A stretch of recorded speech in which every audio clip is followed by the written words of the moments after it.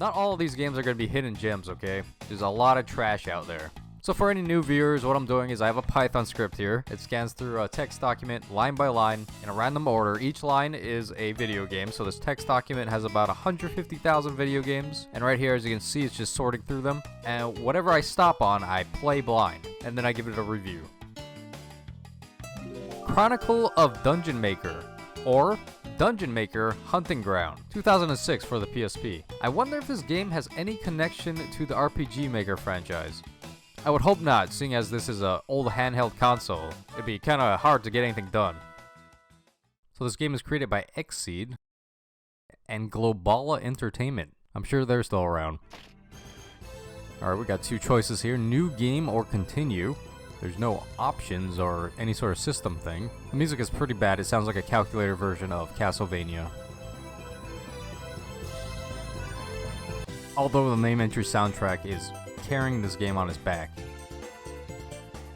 There's a lot going on in the intro. Like, there's a lot of talking. So let me just try and summarize it. You, young Hulk Hogan, recently purchased land outside of town with the sole purpose of luring small animals and monsters into it to slaughter them. This homeless man here states that if you build a big enough dungeon, the Demon Lord will come and visit. So I'm just gonna ignore all the other spots in town and go directly into the dungeon. It's my dungeon after all. Interesting, it's a third-person action RPG on the PSP. So I guess I have to actually build out this place, block by block. Not sure why this game is on the PSP in the first place, but okay. It's a little bit limiting. Why don't they just give it like an eagle-eye view? Okay, so this is gonna be the last time I talk about the music. What you're hearing right now is just a Monster Mash sped up, right? It's clearly some form of Halloween party music, I just can't put my finger on it. Okay, so there are no more monsters to kill, and I wasted the majority of my day building a dungeon system. I guess I just leave now? Oh, it looks like I have magic, teleportation, and warp spells. I'm a wizard just gentrifying this town, it seems. What's all this equipment? Weapon, root, shield, bow, hat, 5 slots of armor. Wait, there's another page. 7 slots of armor, and 8 rings are equipable? I've never seen a game that allows you to equip 20 things. Alright, I'm just gonna leave. I have to talk to the NPCs. There's a lot of NPCs. Okay, there's an armor vendor, architecture supply vendor, food vendor, brothel, general vendor, museum, castle, potion seller, and then my house. And there's this whole daily meal system. So each day it gives you a permanent stat buff, which is interesting. It's interesting because there seems to be no time limit. No kind of impending doom or something's gonna kill me after day 5 if I don't do something in the dungeon. So I mean, technically you could just farm up all your stats you wanted and just be max level before you even start the game, but it'd be very boring. Okay, so after the day's over, you wake up again and you just go back to the dungeon. You get respawns, and I guess I just construct more corridors. This just feels like work. It feels like a chore at this point. You can also put rooms in the dungeon, and you get maybe different monsters. I'm not sure what's gonna spawn in here. God, look how big the vicinity of the map floor is. Like, I have to fill out this whole thing. Are you kidding me?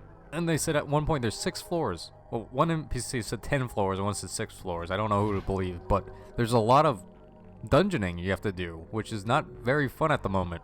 And I guess in Zoomer terms, that's the gameplay loop, right? You zone in the dungeon, kill everything, place more corridors, zone out, vendor all items, pick up quests, cook your daily meal, visit the brothel, sleep, and repeat. That's the loop.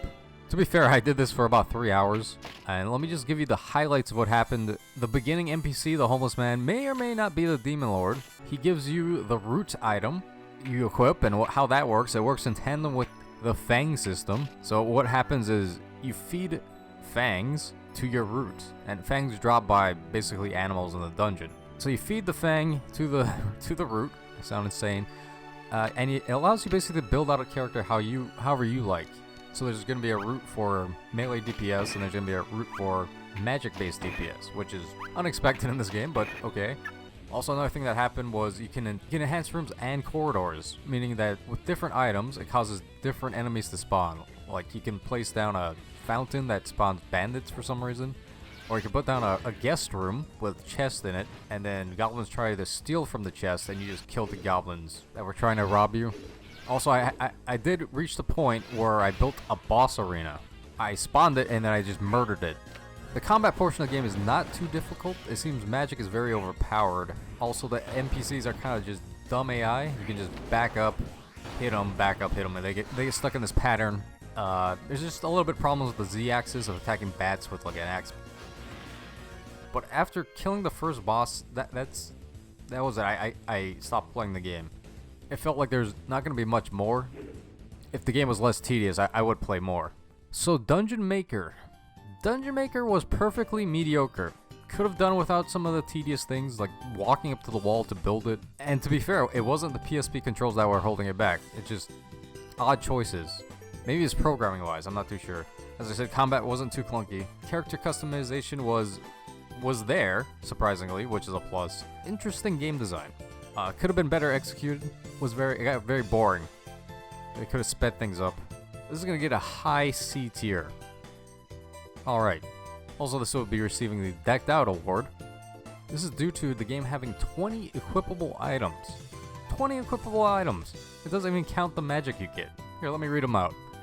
Main hand, root, shield, bow, hat, upper armor, lower armor, gloves, shoes, cloak, bracers right, bracers left, ring 1 through 8.